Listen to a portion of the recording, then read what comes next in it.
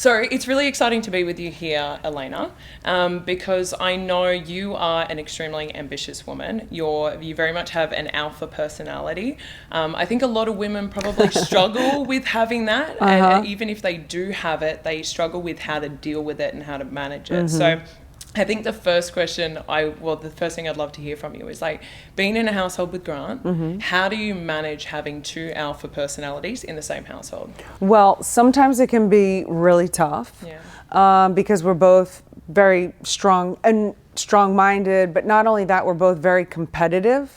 So we compete at everything, which makes our relationship a lot of fun because we have a lot of fun. We'll compete like over the most ridiculous things, like, okay, who can catch the blueberry in your mouth from 20 feet away, you know? Like, I think I've seen that stuff on Instagram. Oh yeah, like we'll find anything to compete over. So that's the good side. The bad side is if we don't have that honed, we'll devour each other when it comes to the real serious stuff. So what we did several years ago is we figured out who does what in the relationship, not based on male, female, but based on who's got the strengths and the weaknesses in what area and who can be the boss of what area. So we delineated, okay, Grant's the boss of business because, I mean, let's face it, there's not many on the planet that can beat that boss at business. So he runs that department. I can be a sounding board, blah, blah, blah, blah.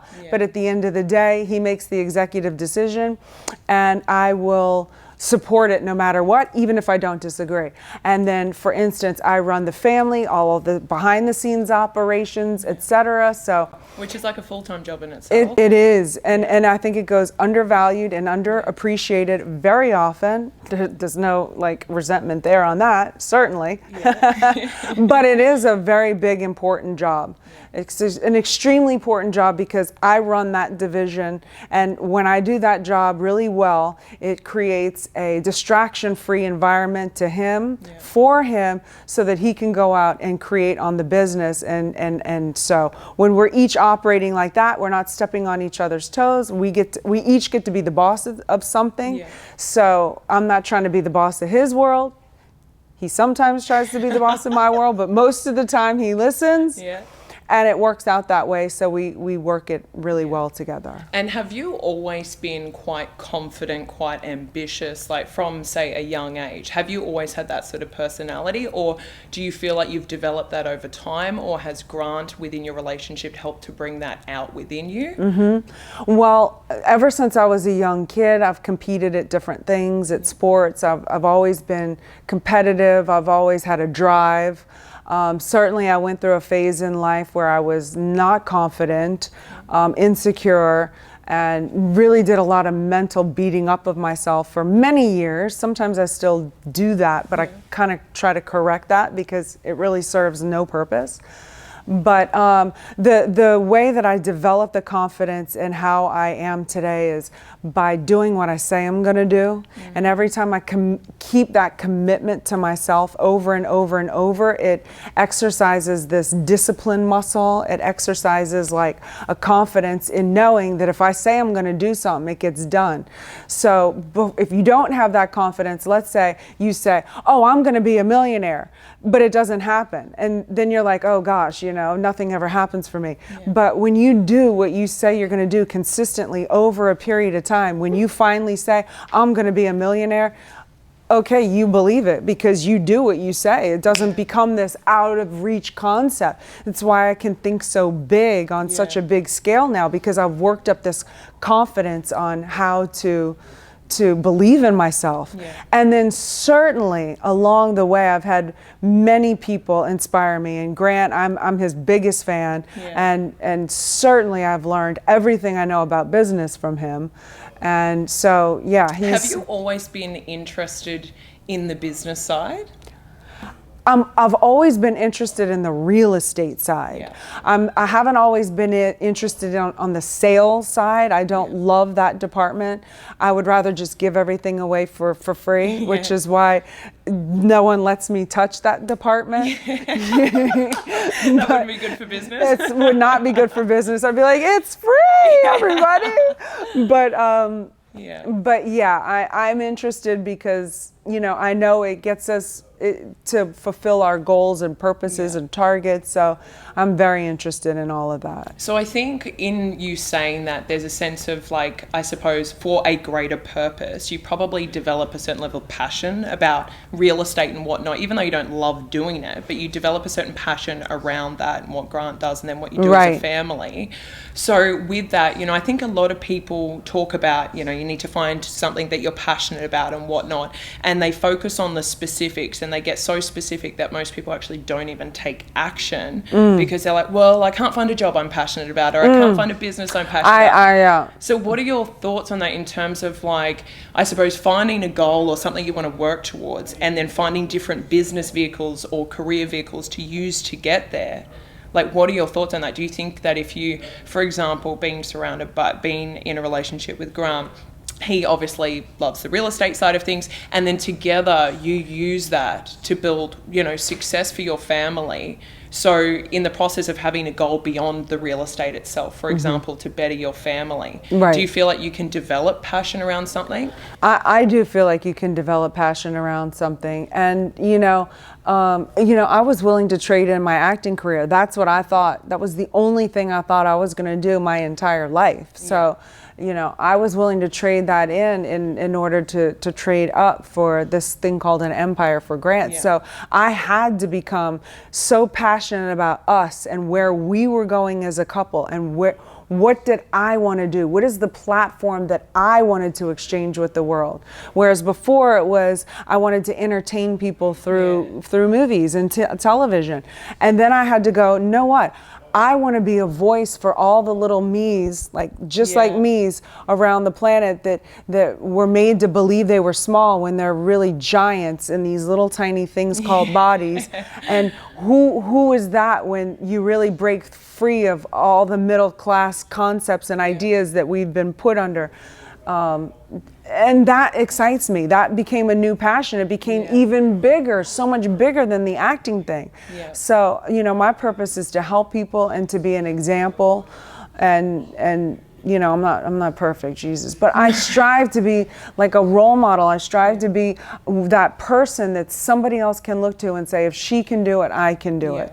And so that gets me out of bed every day. Not just me gets out. Like, do you have days where you are going back? This is probably going back to your comment earlier about self-doubt sometimes and stuff like that. Like, do you still have days sometimes, whether it's, something's going on at home or something's going on in the business for you and Grant, where you wake up and that self-doubt does come back momentarily? Like, do you still have that? Oh my God. It's not often, but I was, we had a business thing, and I have to be kind of cryptic when I talk here. Of course, but we had a business kind of venture that was all my idea. I architected the whole thing. It was going to be our biggest deal to date, and it turned out to be a colossal disaster. And I don't usually fail often. I have a very good picker, a very good imagination, like a vision, and when I make it clear, like, it works. So this was like, it was such a gut punch. It was such a self-doubting moment. Like, how did I miss all the red flags? Why did I miss all the red flags? And I had to confront that, look, I was trying to chase the dangling carrot. And so how do you pull yourself out of that headspace? It was hard. I think as women, it's particularly hard as well. It was very hard because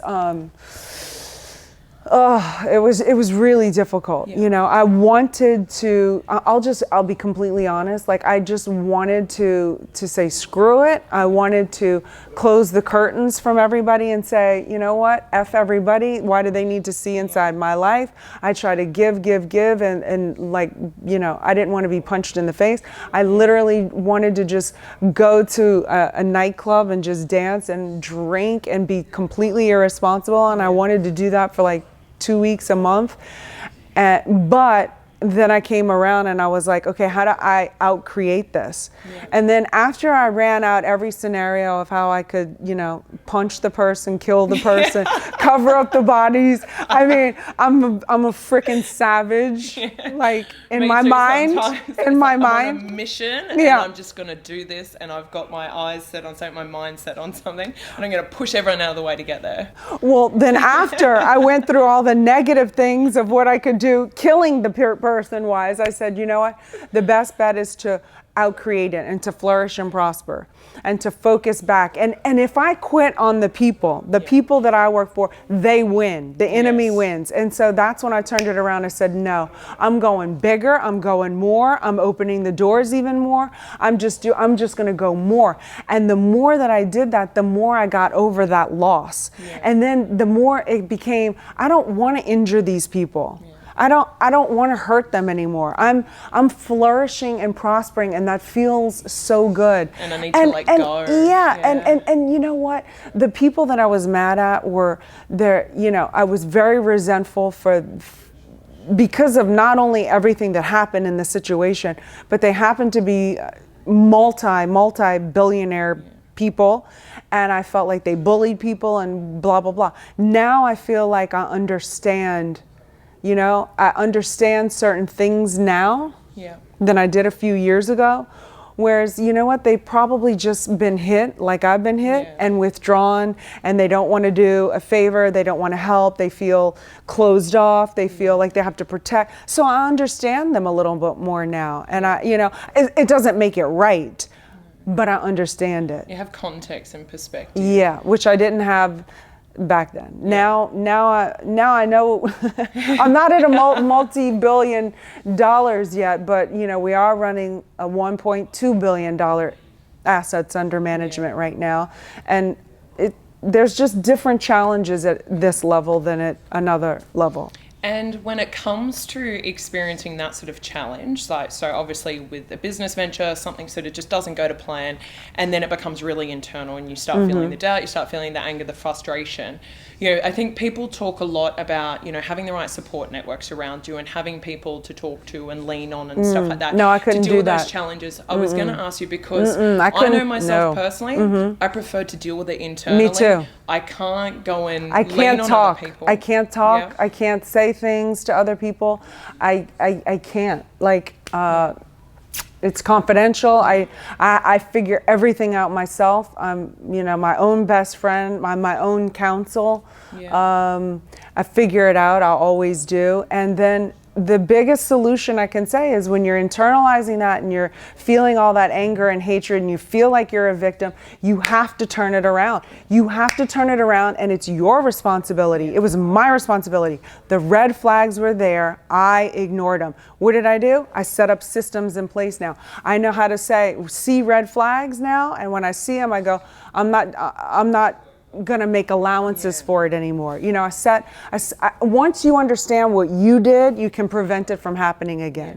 And then once you get to the point where you can prevent it from happening again, and then when you understand, just fill up your pipeline. Have so much going on, you can't be consumed by that anymore because you're going into the future. You're going into a positive direction with massive action. You don't have time to wallow. And to feel victimized. Yes, and I mean, being a victim is a choice. Yeah. You know, you can hurt me, you can hurt my physical body, you can betray me. I've had friends betray me. I don't like being stabbed in the back. It hurts every single time. But no one can take away who I am. No one can take away my courage, honor, dignity, my self-respect, my grit, my whatever it takes. I mean, you can take all my money away. You can't take away who I am. No. That goes with me even when this body is 6 feet under. Yeah. That goes with me to wherever I go next. Yeah.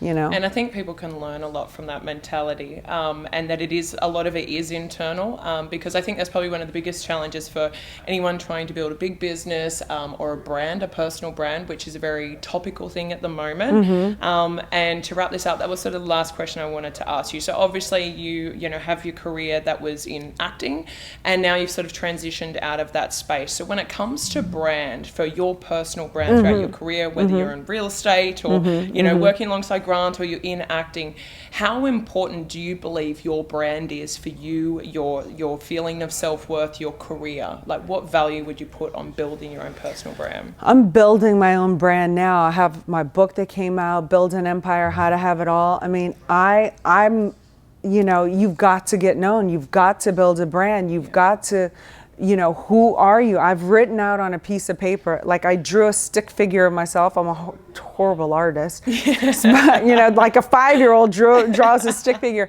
and I wrote everything that I am just to get clear on who I am. A mother. I like build hot rods. I'm a wife. You know, I was an actress. I filled up this page of, you know, all the stuff. I was shoot guns. I'm a competitive shooter. Like I wrote all these things down just to get clear on who I am and figure out what is my brand. And, you know, I try to execute that. I'm of integrity and honor. You know, it's hard. I have temptations. I'm not perfect, but that's my brand. And, you know, I'm not going to lie about it. If I fall down, everyone's going to see it. Do you think a lot of people probably don't, you know, a lot of people don't feel fulfilled in their lives, in their careers, in their families, a lot of things? Because they're going too small. Yeah. They haven't figured out a purpose and big enough. And do you think they probably don't sit there and really dissect and just look at themselves? Instead, it's always outward focused. And it's like, oh, you know, it's my boss is an asshole, or the economy. The why is somebody else. It's something else. Yeah, no, I mean, it always comes back to me. I feel like I'm responsible for everything. Yeah. You know, I'm responsible for that situation happening to me. Yeah. You know, I've gone so far as to say in my book, you know, look, fortunately it hasn't happened, thank God. But even if Grant cheated on me, I have a responsibility in that. Certainly he has a responsibility too. I'm not like some, oh, I deserved it type chick. But I would definitely look at what I did to create that. How did I let the communication go out? How did I let the intimacy go out? Yeah. Where did I fall down and I would have to take responsibility. And the reason I would have to do that is because I am not a victim. Yes. And I refuse to be a victim. I refuse to let things happen to me. Yeah. So it might happen to me, but I refuse to be a victim of it. Yeah. I will find a way that I had a responsibility in that. Yeah, and I've always loved a saying that is, don't be a result of your circumstances, be a result of your choices. And I think that's very much what you're saying. If you had, just because, I want to focus on women here, it's one thing for women to take away. So it's always said that women systematically underestimate themselves, all that sort of stuff. If you had one piece of advice to a woman who is struggling with self-doubt, or, you know, she's worried about having a confident personality because she's going to cop shit from her husband or from her employers or from her colleagues, what would be your one piece of advice to women to muster up just massive confidence in them to start really owning their life, both personally and professionally?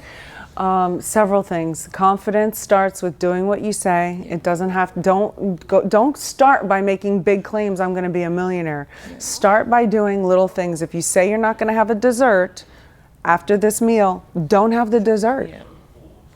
And it starts with those little things. If you say you're going to work out 3 times a week, you find a way to get to the gym. You put your head down, you dig in, and you do it. Yeah. And that gives you the confidence and the courage. Then you get clear on who you are, and then you solicit other people into your vision. You include your partner. You include the people around you. This is where I want to go. This is the vision. This is where I see us going. How can we work together as a team? It's your responsibility to get your person involved, or maybe you're not with the right person, but it might not happen over one conversation. It might take several conversations, you know? And then the most important thing that I've learned for myself is I've learned how to be the best friend to myself. Because I wasn't always the best friend to myself. Do you think that's hard? It was hard for me because I abused myself. I did drugs, I did alcohol. I wasn't doing what I said I was going to do. I was blaming other people. I was being a victim at different times in my life. Yeah. And when I've made a mistake, I've been so hard on myself. Now I am a very good best friend. Yeah. I will have your back. I will hold you accountable. I will tell you to forgive yourself. I will be there to pick you up or be a shoulder for you to cry on, not for very long, but when you need it, I will be there. I will move a mountain for a friend. Yeah. Don't ask me to get you a birthday card or a phone call on your birthday. I'm not that kind of friend. But when you need me... I'm so relieved you said that. I'm not that friend. I'm like a deep person. I'm a deep person. When your mom dies, when your dad dies, when your cat dies, whatever your thing is, I will be there. Yeah. But no. But and when I've learned how to do that for myself, Yeah. my world changed. Yeah. I'm a friend to myself. When I mess up, I forgive myself. I move on. I learn the lesson and I move on. Yeah. You know? That's amazing. Thank you so much for You're your welcome. time. I know you've got to run to dinner, but thank you. That's Oh, amazing. thank you. Take care. Yay.